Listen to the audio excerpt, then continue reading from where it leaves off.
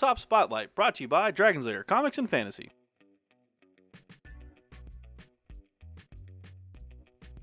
Hey everyone, I'm Adam Harry from BoLS with Steven from Dragon's Lair Comics and Fantasy. And we're back with another Tabletop Spotlight, and today you brought a fun-looking game. What is this from Simon? This is Dragon Castle. Dragon Castle. What are we doing in this game? So put simply, it's Mahjong.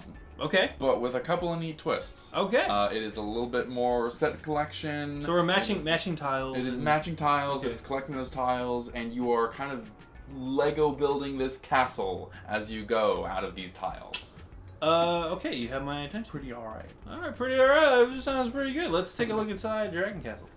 Okay, Steve, we have a really simple version of Dragon Castle setup. This is essentially what a two-player board would look like, correct? Yes. Okay, so real fast, let's go through some of the components and then we'll go from there. For sure. So we have our big tile set up with all the Mahjong tiles. Use the whole thing. Yep. Out of the box. We've got our player boards. Yeah, and these are kind of cool. They're front and back. Well, they're one side's got the player board on it. And the artwork's on the back. Yeah. And these kind of look like the different seasons. So we've got spring, fall, or maybe this is summer, fall, and obviously winter there. So, yeah.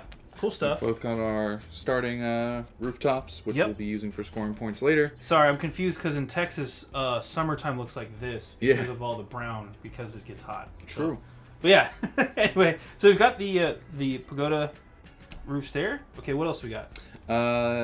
We've got our... these are going to be our end of game turn markers. You'll notice they scale based on the number of players. Yeah.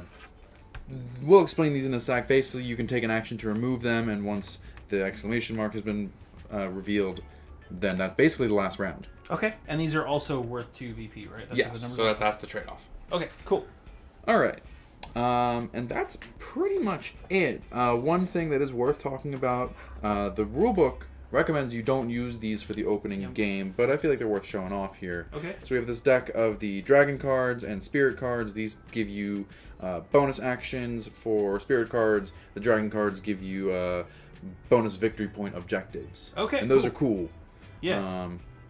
Really lovely art. Yeah, so same as all the other stuff. But like for the basic game, we're going to go with what they recommend and not use those to further complicate matters. Sounds like a plan. All right. So you randomly determine who goes first. The book recommends whoever last saw a dragon.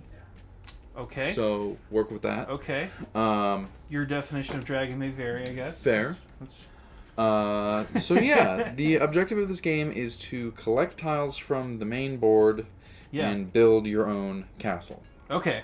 You do this in a number of ways. You have 3 basic actions, and there is 1/4 action which involves those. We'll get to that. You can take a pair of tiles from the board. You can take 1 tile and one of these shrine roofs, or you can just take one of these on the board and discard it and get a victory point just immediately. The trick is the way that you collect these tiles. You can only take tiles of the like type, and I also think the correct number as well, which makes it kind of tricky to get some of these. Ooh. So you can take the seasons, dragons, and storm tiles as they are. They don't care about number. You can just snag those. Okay. But I'll, for the sake of simplicity, say bamboo, swords, and coins. Okay. Those you have to mind your number, which is really hard sometimes. Oh yeah. To further complicate matters, you can only take a tile if you can see one of its long sides available. So an example of a turn could be like, I'm going to take these 2 season tiles and I'm going to put them in my board. So you can take the 2 tiles. Are those aren't technically matching though, correct? Well, they are the season types. The season so type. those are okay. Like I said, the season type, the dragon so type. like this sword and this sword, those are the exact same swords. Yes, you could have taken these so instead. So I could take those. And that would be your turn. Okay. Now, let's fast forward a little bit here. Sure. Let's say I know that there's a point at which we can flip them over. So what is that? Yes. So hypothetically, I'm just going to pull some and totally break some rules here. Sure. You collect 4 swords that are orthogonally connected. Congratulations, you now have a complete set of 4. These all flip over. Okay. Because the thing is, you can't place tiles on top of tiles until they've been flipped over. Ah. Now, you've completed a set of 4. Let me check the cheat sheet right quick. And again, we're skipping ahead. These technically should be matching, but they don't because we're just using it as an example. Wanting to demo how this game works when you collect sets. Right. Because I could do sets. So like here's one, here's a 5 and 5. Because these are actual numbers, you want those to match, and then those would go next to the other 4 that I have collected here. So now the trick of it is that you actually have to take from the highest point right on that's the another board, that's which is another like, thing. Yeah. Like it's very delicate how you take these pieces, but for the purposes of this, basically Mahjong. So you completed a set of 4. Sure. You get 2 victory points. Boom. Got my 2 VPs. That's what. And then more importantly, you can start building on top of these. Okay. And like. So let's say I took these 2 next. I could put them on here. Right. And then you could like. This would actually be a legal orthogonal flip.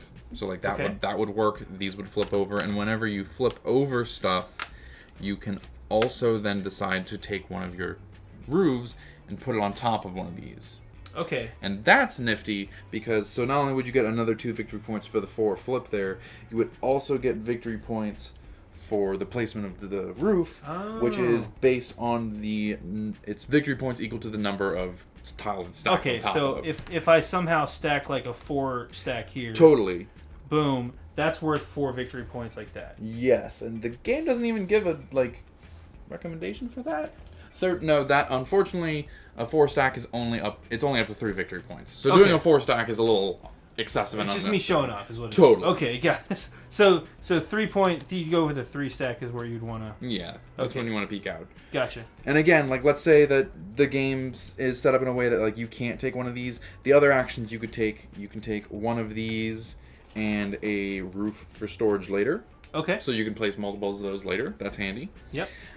You could take, like I said, you could take 1 tile that just doesn't fit anywhere else and then discard it and get 1 victory point immediately, which is nice because it's 1 victory point for 1 tile, but the downside being then you aren't building up your castle to score big points later, and that's the trade-off. That is the trade-off. Okay, but at least it keeps the game flowing. If you get to a dead spot where like, okay, none of these match at all, how do we keep playing? It does give you an option. If you can't do anything else, you can immediately cash in, and that's fine. So we picked some tiles up on the wrong order here, but you do start top down. You get to go down to lower levels. But other than that, like it's basically Mahjong with a twist.